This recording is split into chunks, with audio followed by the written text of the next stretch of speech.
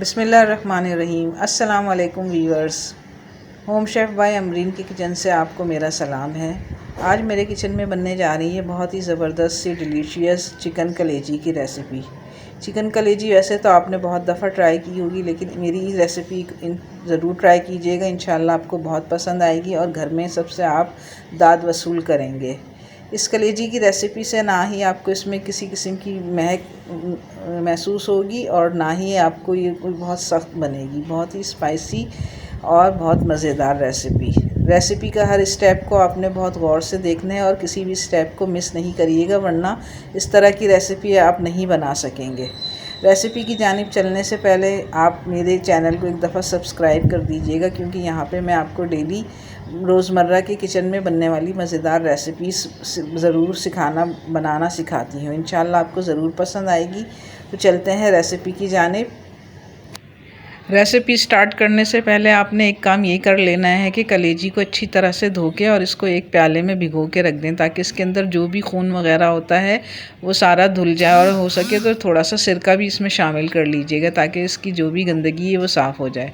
चलें अब हम रेसिपी स्टार्ट करते हैं। मैंने एक पैन लिया है, इसके अंदर तकरीबन मैंने 1/4 के करीब ऑयल ले लिया, क्योंकि ये खुश्क बनती है तो इसमें ऑयल थोड़ा ज़्यादा चाहिए होता है। फिर इसमें तकरीबन 2 दरमियानी साइज़ की मैंने प्याज ली और उनको स्लाइस कर लिया है, और अब इसको मैंने इसमें फ्राई करना शुरू करना है।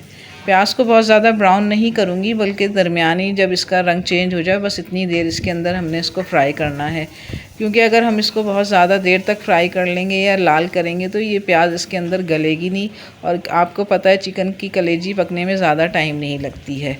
अब मैंने इसके अंदर जिंजर गार्लिक पेस्ट ले लिया है, और उसके साथ ही मैं इसके अंदर कलेजी डाल के थोड़ी देर तक बहुत अच्छी तरह से भूनूंगी, ताकि इसकी जो भी महक है वो इसमें ख़त्म हो जाएगी। कलेजी डाल दी है, और अब मैंने इसके अंदर जो मैंने अदरक लहसुन डाला है, और अब इसको थोड़ी देर सौते कर लूँगी इसके साथ। और अब इसके अंदर मैंने कलेजी जो भिगो के रखी थी इसको मैंने स्ट्रेन कर लिया स्ट्रेनर में। और ये कलेजी वैसे तो 2 पीस में होती है, लेकिन मैंने इसको छोटे छोटे 4 पीस के अंदर डिवाइड कर दिया है, क्योंकि जितने छोटे पीस होंगे इतनी मज़ेदार और मसाला अंदर तक इसके जज्ब हो जाएगा और ये बहुत ही स्पाइसी और मज़ेदार बनेगी।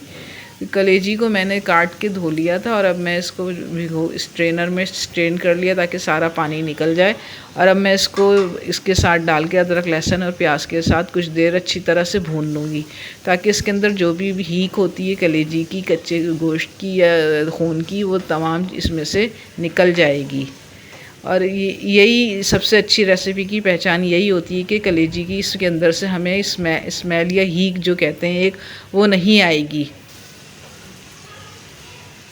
कलेजी अच्छी तरह से भुनने पे आ गई है। मैंने इसको 10 मिनट तक अच्छी तरह से फ्राई कर लिया है, ताकि इसके अंदर से सारी महक निकल गई है। और अब इसके अंदर हम बाकी मसाले शामिल करेंगे। ये मैंने तकरीबन 2 टमाटर लिए या 1 बड़ा टमाटर ले लिया था, इसको मैंने बारीक चॉप किया है और इसके ऊपर डाल दिया है, और इसको थोड़ी देर ढक दूंगी इसके साथ ही, ताकि टमाटर सॉफ्ट हो जाएं। और मसाला बाकी डालने से पहले ही इस टमाटरों को अच्छी तरह से मैं मैश कर लूँगी इसी के अंदर, क्योंकि कलेजी पकने में ज़्यादा टाइम नहीं लेती है, तो इसलिए हमने पहले अच्छी तरह से टमाटरों को गला लेना है।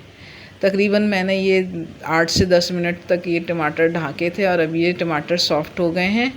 और अब मैं इसको डोई की मदद से अच्छी तरह से मैश कर लूँगी, और उसके बाद फिर बाकी दूसरे मसाले इसके अंदर शामिल करूँगी।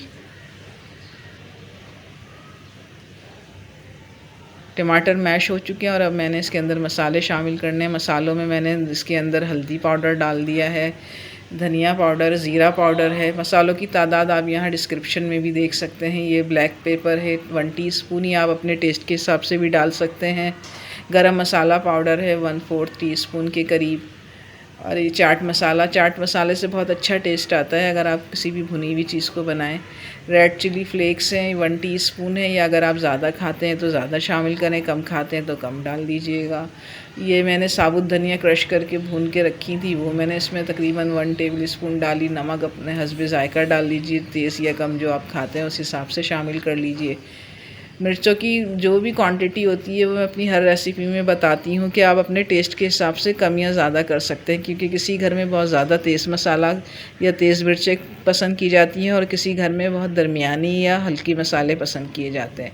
तो मसालों को आप अपने हिसाब से भी एडजस्ट कर सकते हैं।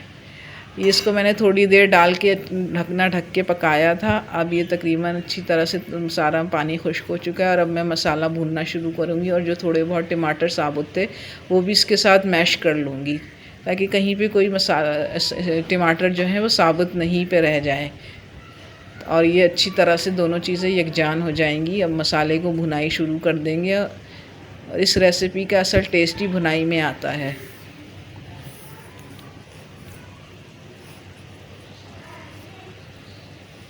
ये देखें कितनी अच्छी तरह से ये भुनने पे आ चुकी है। अब मैं इसको ढाँक के नहीं बनाऊंगी बल्कि इसी तरह से भूनना शुरू कर दूंगी। ये तकरीबन तैयारी पे आई तो मैंने इसके अंदर 1/4 के करीब दही शामिल कर लिया। दही मैंने फ्रीज़र के इस्तेमाल किया था तो इसलिए थोड़ा पतला हो गया है। तो आप चाहें तो इसके अंदर फ्रेश योगर्ट भी इस्तेमाल कर सकते हैं, या जो जिस तरह के आपको आसानी हो या अवेलेबल हो। ये इस वक्त जो है इसके अंदर डाल दिया है। थोड़ा सा ये पतला हो गया है तो अब मैं इसको ढकना खोल के ही पकाना शुरू कर दूंगी। अब ये देखें ये इसका पानी खुश्क हो चुका है और ये तकरीबन तैयारी पे आ चुकी है। मैं इसको दोबारा से भूनना शुरू कर दूंगी।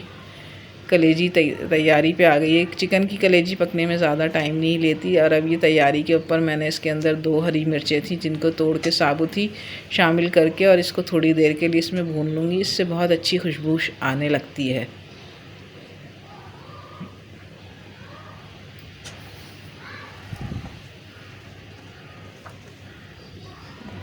कलेजी रेडी हो चुकी है और अब ये तकरीबन तैयार होने वाली है। अब हम इसको डिश आउट करेंगे। थोड़ी देर इसको दम की आंच पे मैंने रख दिया है ताकि जो भी इसका ऑयल है वो सेपरेट हो जाए और इसका रोगन साइड में आ जाए। ये तैयार हो गई है और अभी मैंने इसको चूल्हा बंद करके थोड़ी देर के लिए ढक के रख दिया है ताकि जो भी इसका ऑयल है वो इसका ऊपर आ जाएगा। अब ये मैंने इसके ऊपर धनिया जो है पसंद की जाती है तो वो इसके ऊपर छिड़क देंगे। कम या ज़्यादा ये आप अपने हिसाब से भी कर सकती हैं।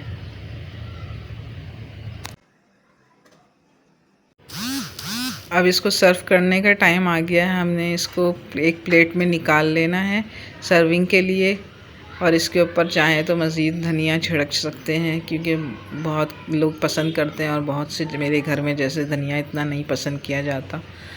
तो ये है कि आप अपनी चॉइस के हिसाब से अब इसको सर्विंग के लिए निकाल लें और इसको गरम गरम चपातियों के साथ सर्व करें। बहुत मज़ेदार जूसी। इंशाल्लाह आपको मेरी ये रेसिपी ज़रूर पसंद आएगी। रेसिपी तैयार हो गई और अब ये टेबल पे सर्व होने के लिए आ चुकी है गरम गरम चपातियों के साथ। आप इनको खाएं, इंशाल्लाह बहुत पसंद आएगी। आगे भी मेरी हौसला अफजाई के लिए आपको इसी तरह के रोज़मर्रा के खानों की रेसिपी चाहिए तो मेरे एक दफ़ा कमेंट बॉक्स में ज़रूर अपने कमेंट से आगाह कीजिएगा कि आपको रेसिपी कैसे लगी।